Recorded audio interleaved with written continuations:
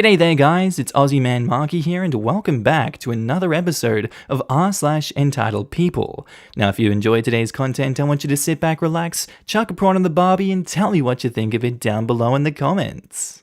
Posted by user Narrow Quarter. Titled, Apparently, since my nephew and I are different races, I kidnapped him.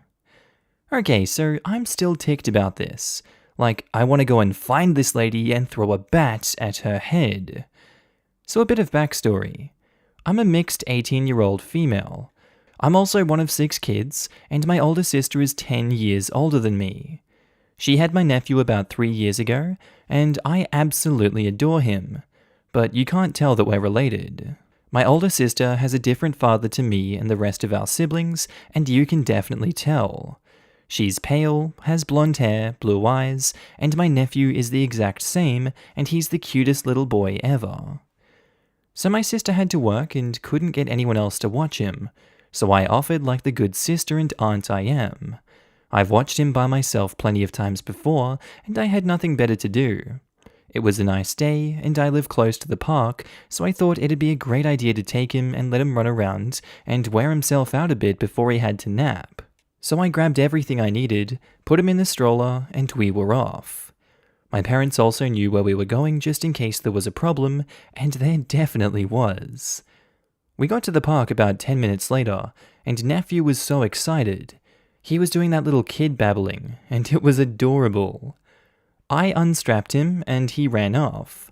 He knew to stay where I could see him, and I was always about 10 feet behind him just to be safe. We were there for about an hour before he started to get tired and cranky and needed his afternoon nap. So I gathered his toys and everything else before picking him up, but before I could strap him into the stroller, I heard that signature Karen clearing of the throat. This lady was probably in her mid to late 30s and had been there before I showed up. She had with her 2 little girls, but they were just chilling and said nothing during this whole debacle, as they are probably used to their mother's banshee screaming. People in this story are Entitled Mother, Screaming Banshee, me, Motorized Enchilada, Nephew, Little Girl 1 and 2, and a friendly mum. The Entitled Mother says, "What are you doing with that boy?" Just getting ready to take him home. It's almost time for his nap." "Well, where's his mother?" "Not here." "Look, lady, what do you— So, you're trying to kidnap him?" Her screeching definitely caught the attention of every other parent around. I said, "What? No. This is my nephew, and it's time for us to go home. How can he be your nephew if he's white and you're not?" She for real said this. After she said that, I just gave her this look of confusion, and even her kids looked at her weird.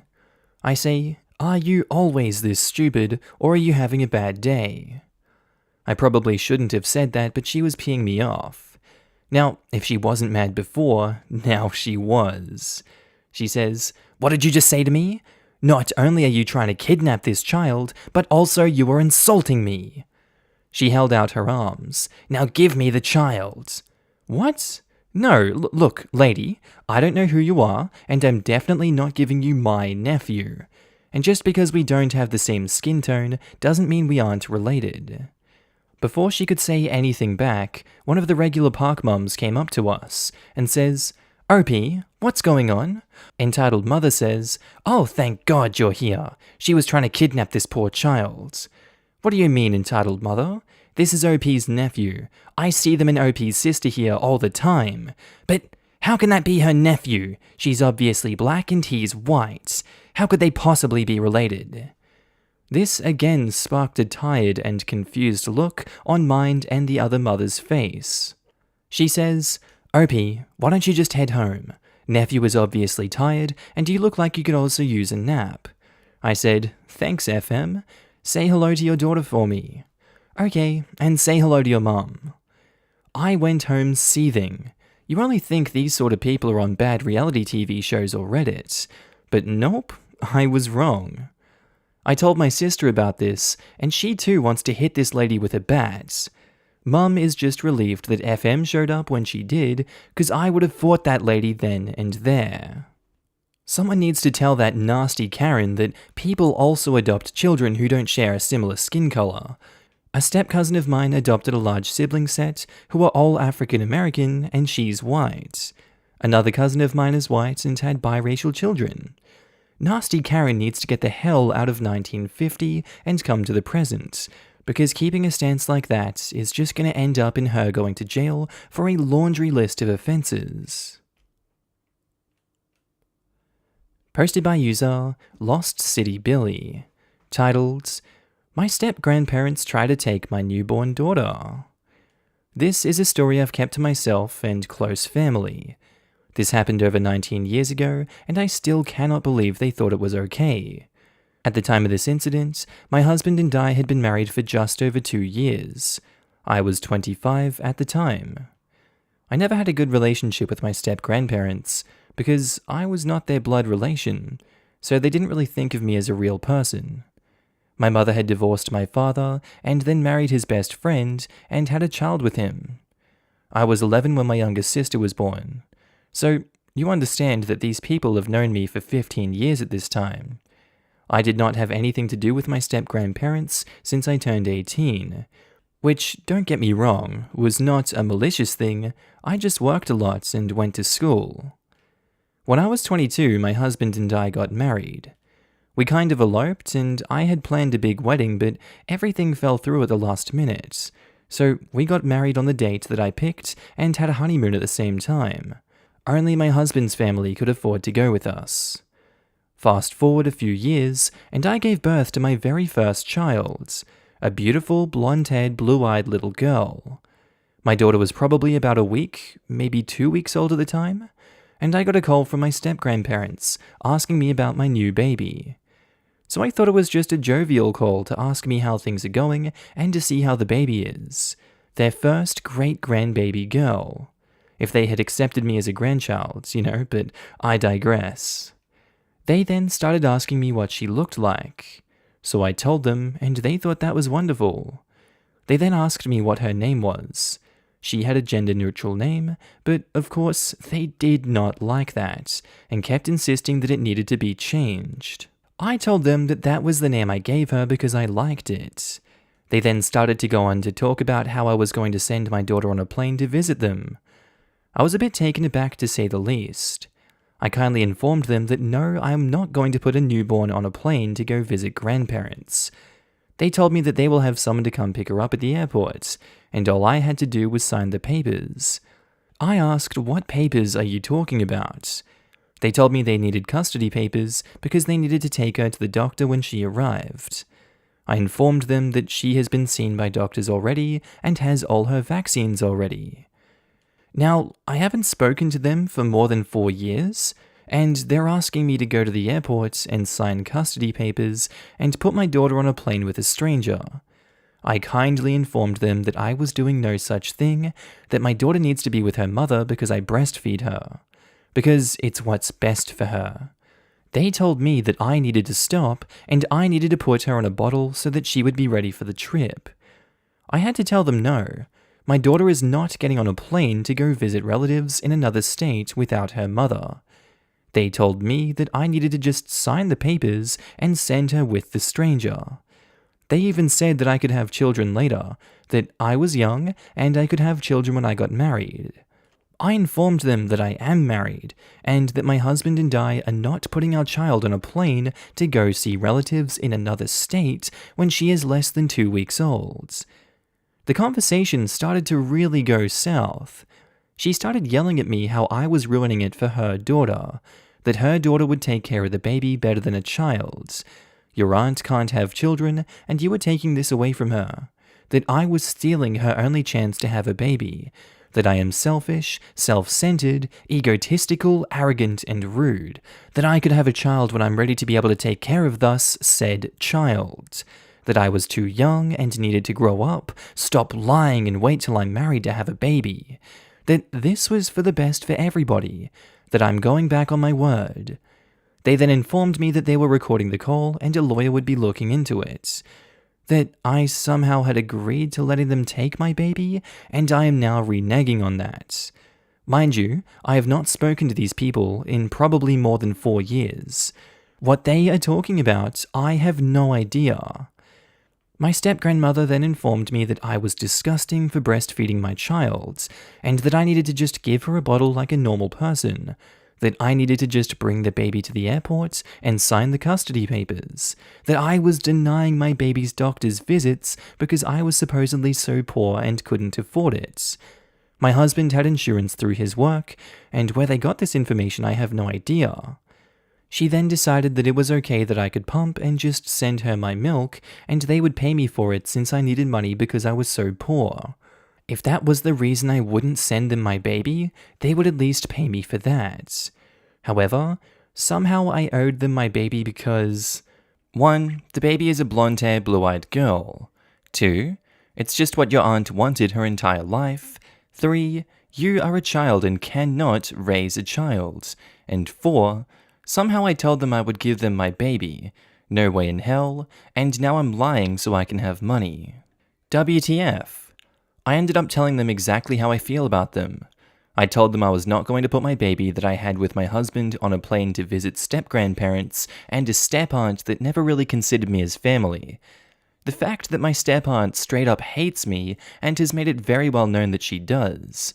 When I was a child, my step-aunt told me to my face that I was worthless and that I was nothing, that my father divorced my mother because he couldn't stand me.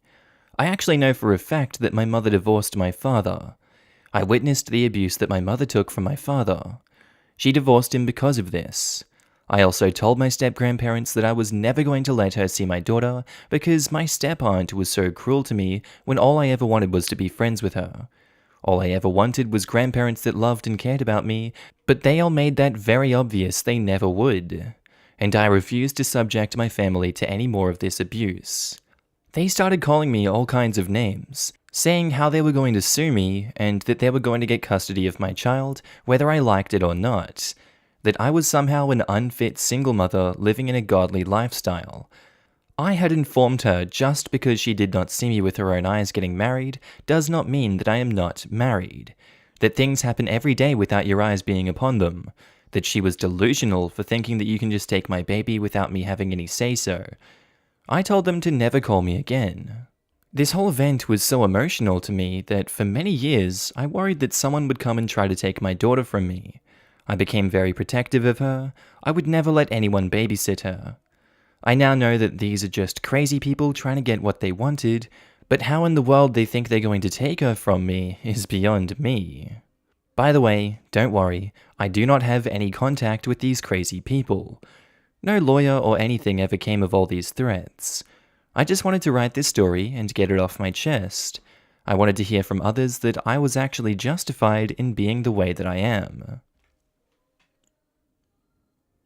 Posted by user Withered Poet, titled, "My entitled sister wants to steal our deceased grandma's apartment out from under me, so the guy she's cheating on her husband with can move in instead, and she can see him easier. Obligatory apology for being on mobile. Just needed a place to complain because I'm upset, so it's cool if nobody sees this or replies. Sorry if you do read this and things make no sense. No promises to be coherent. Anyways, hold on to your hats and get ready for a train wreck, fellas. My sister, mid-30s, is probably the worst case of entitled I've ever seen. She's always the victim, can do no wrong, and the world owes her for her imaginary suffering. This time, however, she's reached a new fudging level. She's recently confessed to our mum and I that she started dating someone behind her husband's back. And to be honest, her husband is also a ginormous dirtbag, but just leave the guy, okay? I don't think anyone deserves to be cheated on, and even though he totally fudging sucks, an affair doesn't constitute as some kind of punishment. It's messy, gross, and not worth it. Save everyone the extra heartache. Now, our grandma passed away at the end of August.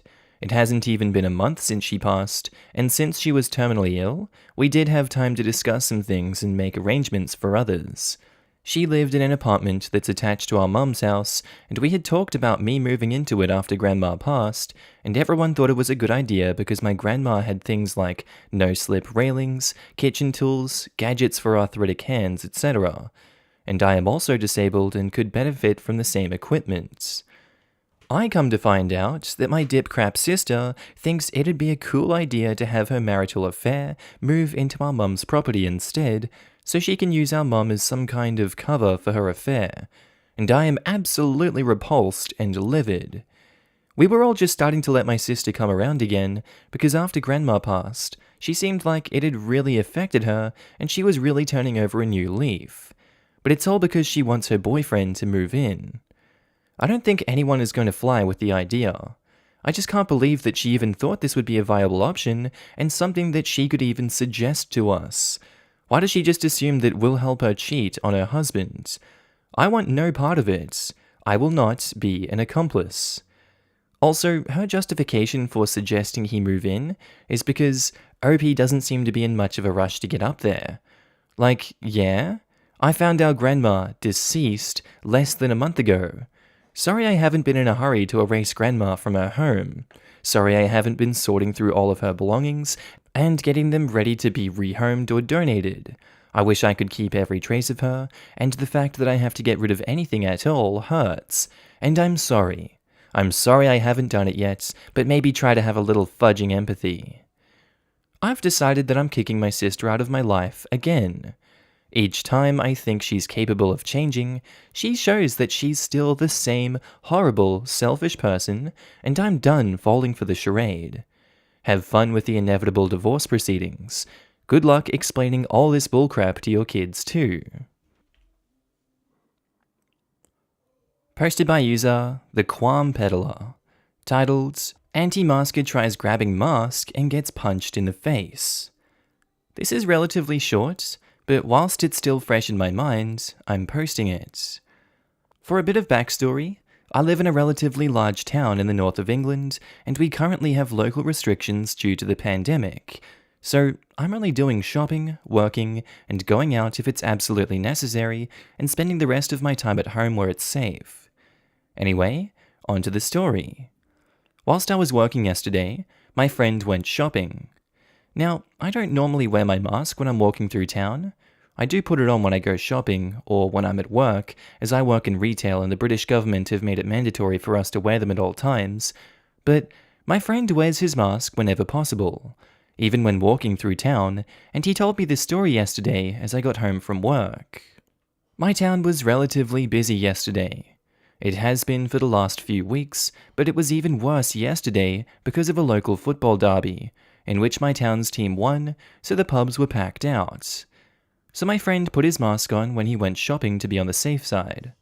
One of the anti-mask waziks, who we shall call Dick for the sake of argument, jumped in front of him and shouted, "Mask puppet!" at him, before attempting to pull his mask off, but my friend just turned around and lamped him square in the face. There'll probably be a guy walking around with a black eye and moaning about it right now, but it serves him right. Idiot.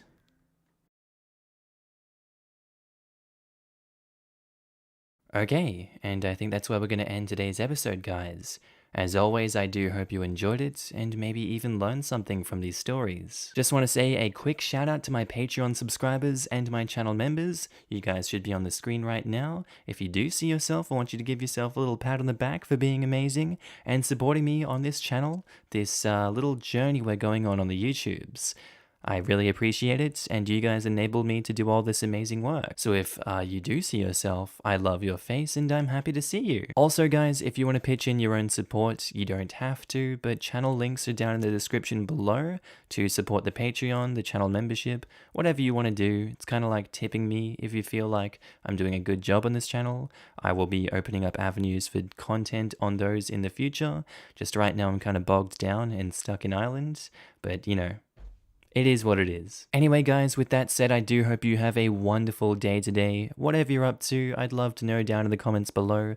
I do hope you have a good day, night, sleep. Whatever you're up to today, tell me, and I'll see you in the next episode, guys. Bye.